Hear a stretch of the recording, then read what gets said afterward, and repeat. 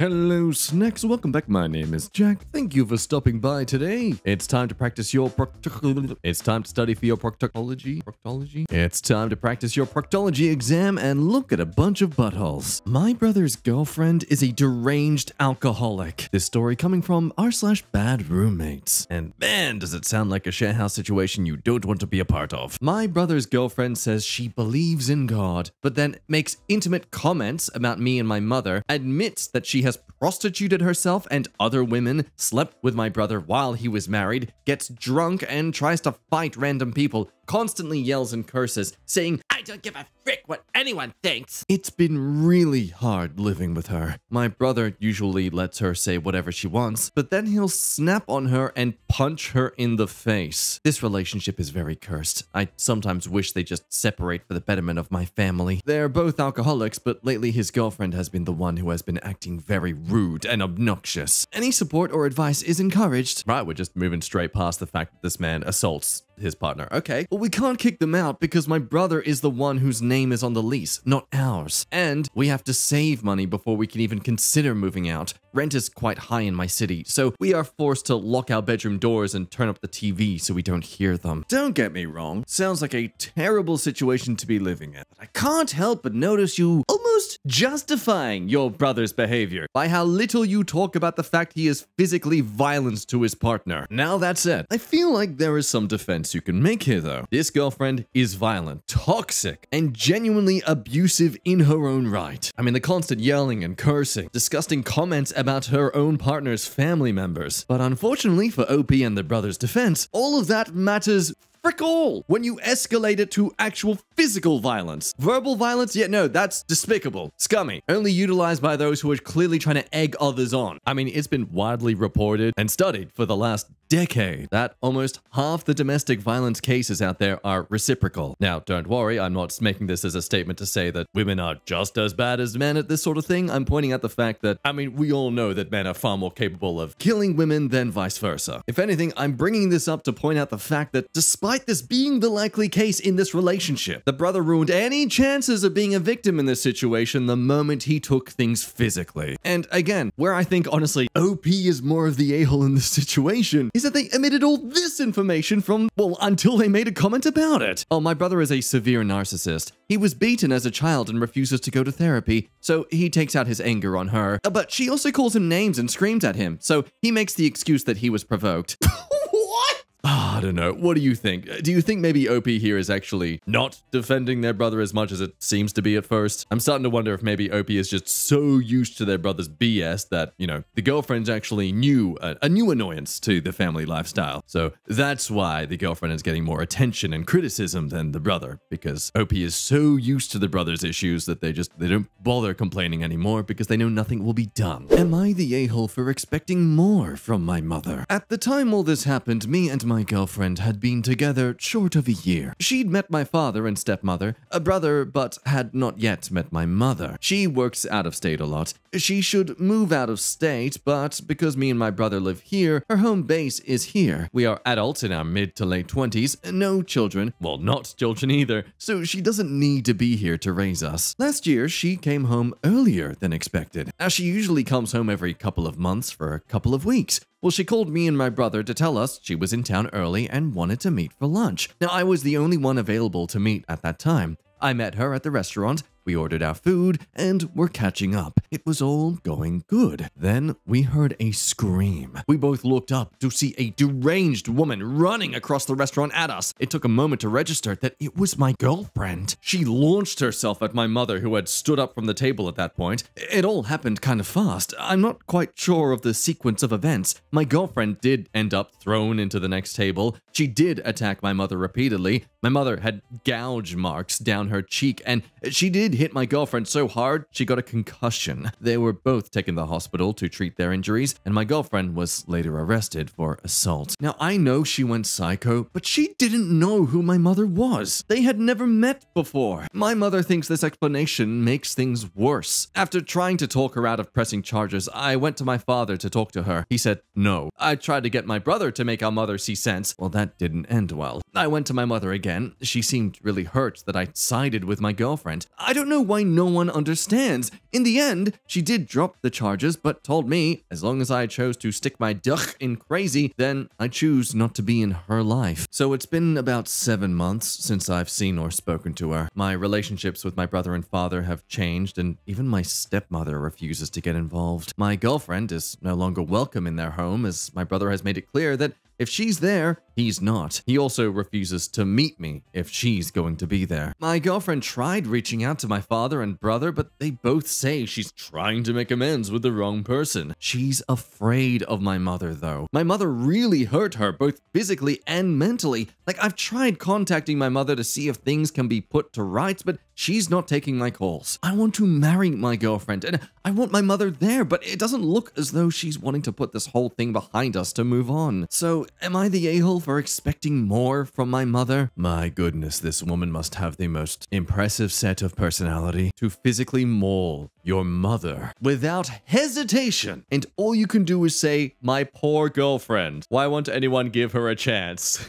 Probably because they're not as delusional, because they're not sleeping with her. As other comments say, like, thank God he has a brother and not a sister living in another state that randomly visits. My girlfriend is scared of my mother because my girlfriend violently attacked my mother in a public establishment and mauled her for no reason.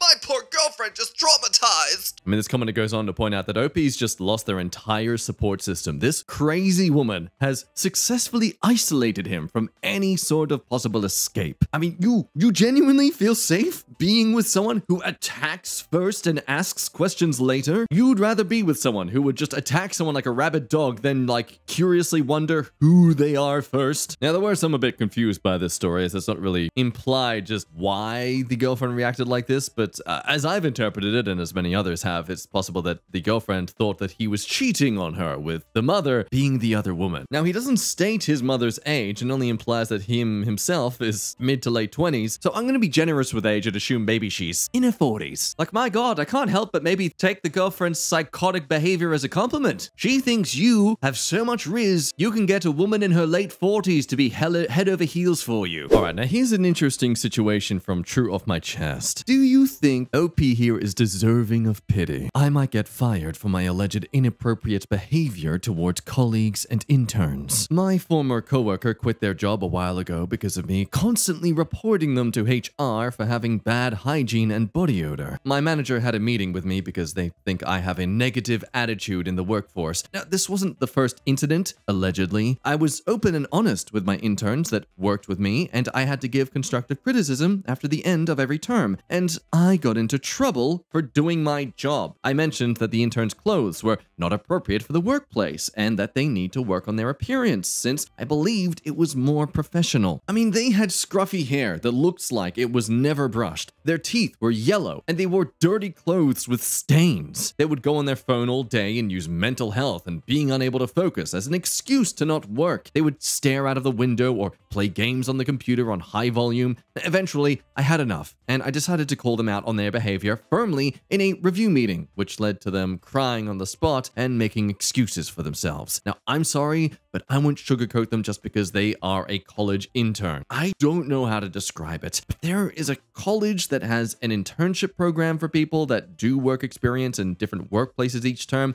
Now, I do not understand the concept of it, and it still confuses me since I don't know if they are a student or an intern, but I was told that I was being too harsh on them. But then why did they bother organizing these review meetings if you're not allowed to give your honest opinion on feedback? I was given a lecture on being sensitive towards students and interns, which I found useless, so I mentioned how there was no point in having those meetings if interns cannot take basic criticism. I was told this was not my first incident with not being able to interact with colleagues appropriately, since I also made another coworker quit in tears after I commented on their smell. I explained that their smell was distracting me and it was distracting me from working. What was I supposed to do if I wasn't allowed to swap desks? More incidents occurred where I policed what people put in microwaves and got into an argument with a colleague for putting a fish curry in the microwave, and I was lecturing them for making the kitchen smell. I didn't do anything wrong. I don't like coworkers who put fish or other food in the microwaves that stink out the the room. The last incident that was where I snapped at another student intern for leaving dirty mugs on the desk at the weekends, which they left me to clean up. I was very annoyed that I had to help out students and interns, but I had to do it in exchange for an actual promotion or extra pay. I was told that my behavior is unacceptable and that I was dismissed. Before I went home, I was told not to return to work until they said I can come. I'm not even allowed to have opinions without getting in trouble or giving feedback because it hurts their feelings. So I'm not gonna lie. At first, I was pretty comfortable in saying that this is the result of your own actions, you know? Scruffy hair and yellow teeth. I mean, teeth are actually naturally yellow. That's purely marketing BS that they need to be white. And yeah, it very much seems to be the case where this person thinks they're just offering career advice, but they're probably delivering it in the same way that someone autistic thinks they're being supportive when they're actually being extremely rude. I can recall many personal examples where I've inquired about something that I found interesting about someone and turns out they were very insecure about it and hated talking about it. I still cringe and scream at myself about those memories to this day.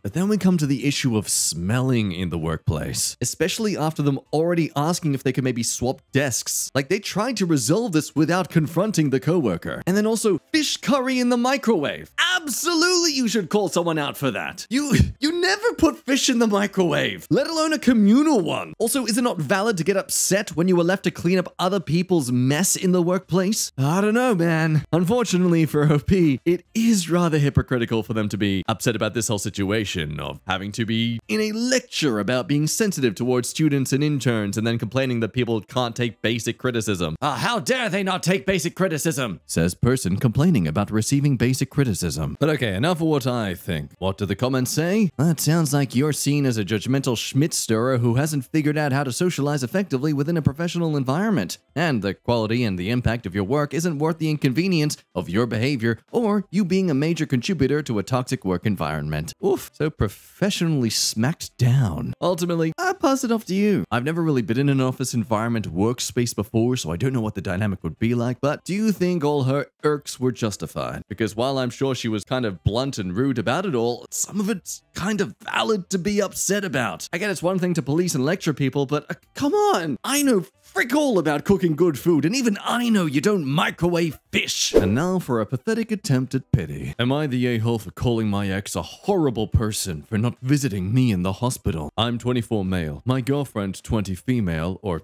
ex, and I broke up 6 months ago. It's probably the 9th time this happened. Of course, she moved on and found somebody else, completely forgetting about me and our 4 years together, on and off. I love her more than anything, but she always wants to move on and leave me. It takes so much convincing just for her to be around me. I mean, the first time she left, I was devastated. She told me she just wants to be friends, but I guess that was code for move on to a guy from her school. And when I found out, I lost it. I couldn't sleep. I kept calling her over and over until she'd answer. Just talk to me. I pulled up outside her parents' apartment and called her and wouldn't leave until she talked to me. After we talk, things would go back to normal. I just don't know why it had to take all that. A few months later, she goes and leaves again. Then it takes me sobbing and sending videos of me drinking and driving and trying to delete myself. Then she'd feel bad. Oh, I'm holding in so much anger right now.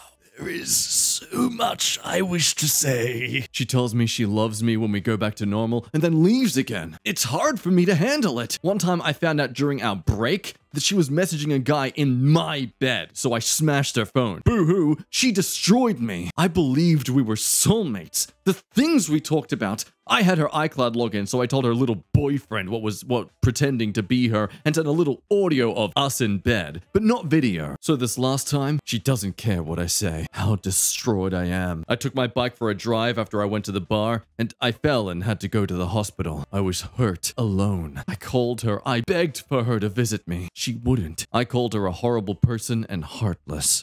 People who do that are the worst. Not caring what the other person in their relationship thinks? Yeah, there's no mirror of irony that you need to be looking at right now. Unsurprisingly, this encourages a lot of people to bring up their own experiences of this. And yeah, just all the cringe. I'll even admit it myself, because the shame is well deserved. I was one of these cringy do-bags at a time. Now, to be fair, watch me desperately claw back some sense of pride.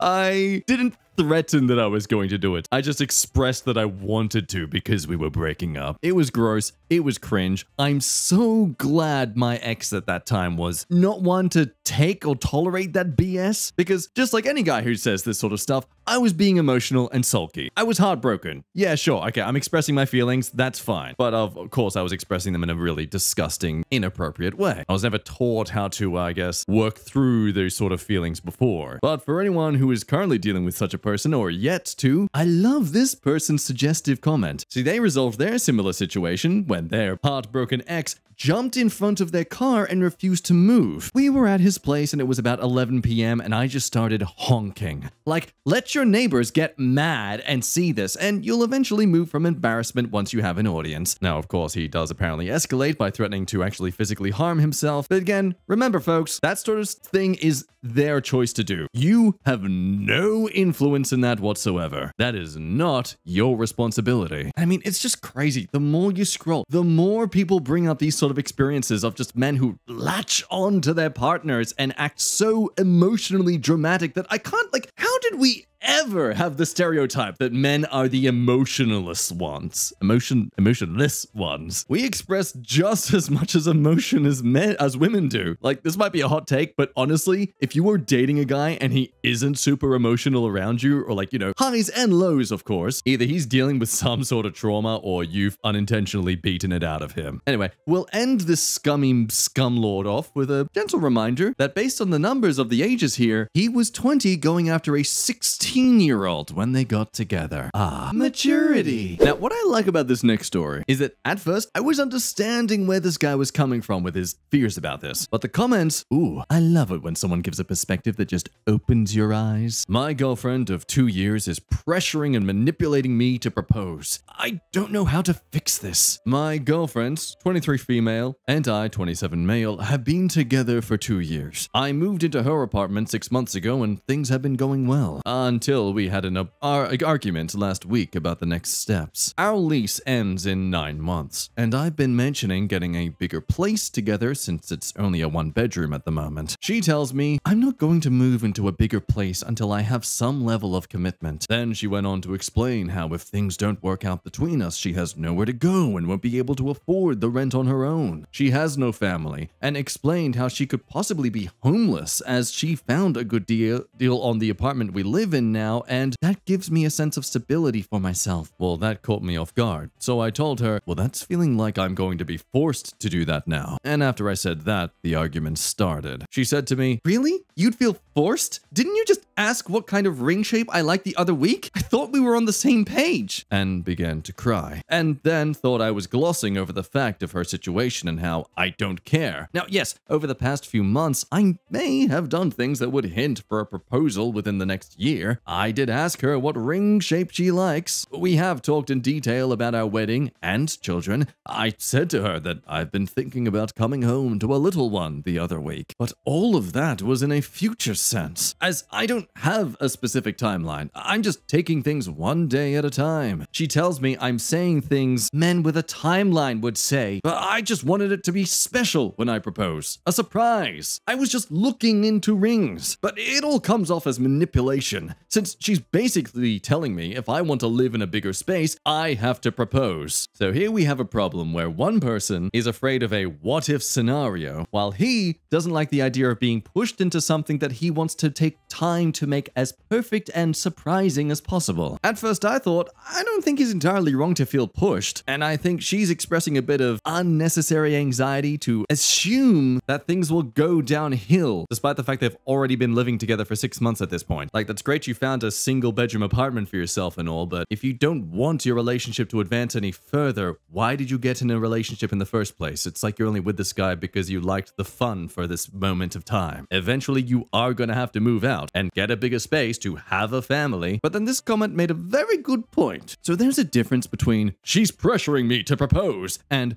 she's not doing something I want to do for a totally valid reason, and I don't want to have to give her something in exchange for the thing I want. Others adding on that it's that he feels entitled to all she has to give without even the most basic commitments to that future being shared. Like everything I just said to defend the guy's situation, you could easily flip back onto him. I mean, I know many couples who have genuinely just been like, hey, I'm keen to get married. You want to get married? Cool, let's get married. And then save the glamorous proposal style of it all just for a later time when they can afford and have more time to do it. And that essentially seems to be what's going on with this relationship. You both have just basically admitted you plan to get married together. You have both said, I do, just without all the paperwork or Instagrammable photos. But others get a bit more critical. Now, let me know if you think this is a valid theory. It sounds like he's giving her a shut up ring without the ring part. He knows marriage and children is something she wants. That's why he indulges her with long conversations about it, and thinks talking about it will keep her complacent and expectations for commitment low so he can keep coasting through the relationship. She's gonna end up 10 years into the relationship and still be waiting for him to decide when the right time is. Now, I know there's many people who've experienced this sort of thing, but once again, I could argue we could flip this on the woman as well. She seems very content staying in this one-bedroom apartment with him. But hey, despite all that, end of the day, let me know what you think, but I personally believe this is just a case where they're kind of starting an argument over nothing. It's like they've finally reached some fresh water after trudging in a desert for hours, and instead of drinking the water, they're standing there arguing about how hot it is. Anyway, folks, might end things there. Thank you as always for watching. Love your face as always for stopping by. And until next time, you keep